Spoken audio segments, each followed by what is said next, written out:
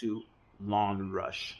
In this video, I want to talk about how to start a redmax trimmer. There's a little bit of a procedure to it, a little bit of a trick to it. If you don't know, check out this video. So I got two different redmax trimmers. I got the biggest and the baddest trimmer here on our edger.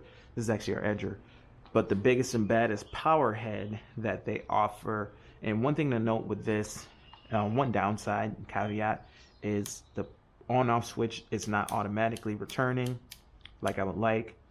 I might even order this one and put it on here, but you know, it is what it is. It's easy to forget that it's not in run, and then you're pulling the cord and it's not starting. So number one, make sure it's in run.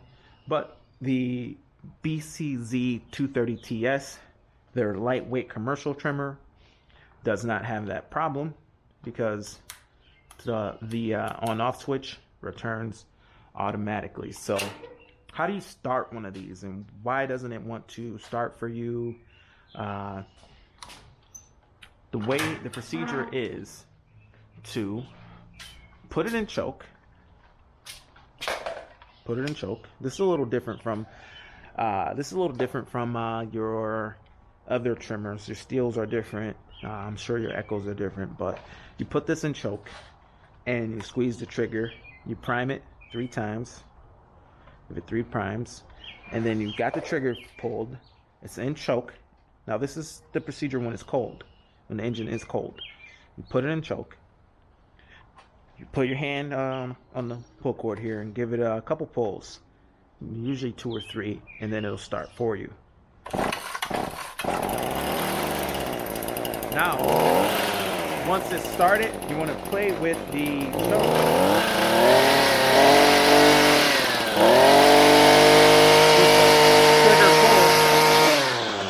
You want to play with the choke with the trigger pulled until it's warm. Now that it's warm, it's ready to work, it's ready to trim.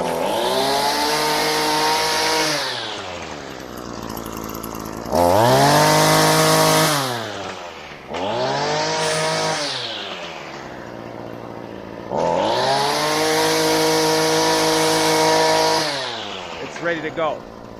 Now that it's warm, it's going to be pretty easy to start it because it is still hot. So once it's hot, you can just pull the cord.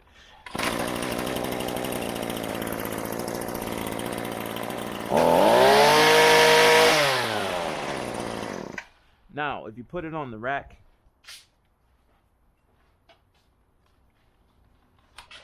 and you go house to house, and you don't use it for a while, maybe you're solo and it sits on the rack and it's not that warm out, then chances are it's going to cool off again, and you might, have to put it full choke again and do the procedure, or you might be able to get away with like a half choke and get it started. So when you think about it, it kind of depends on heat, how much heat is left over on the motor. If it's still hot, you can just pull the cord, no choke.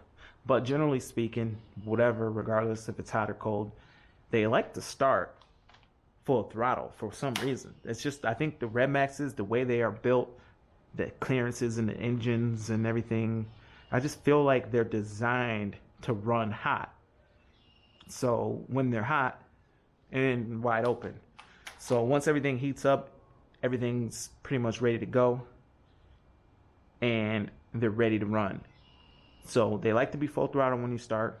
Once it's warm, you could probably pull the cord and start it either way, but choked and full throttle when it's cold, and then you just play with the choke until it warms up, and eventually you'll be able to put the choke down and the engine just spins. It just revs up and gets everything going. So it's a little bit different, but once you've got it, you've got it. Now, we've been using our Milwaukee a little bit, and I will say it's not a good full commercial trimmer at all by any means, but it's still kind of cool to have it in the truck.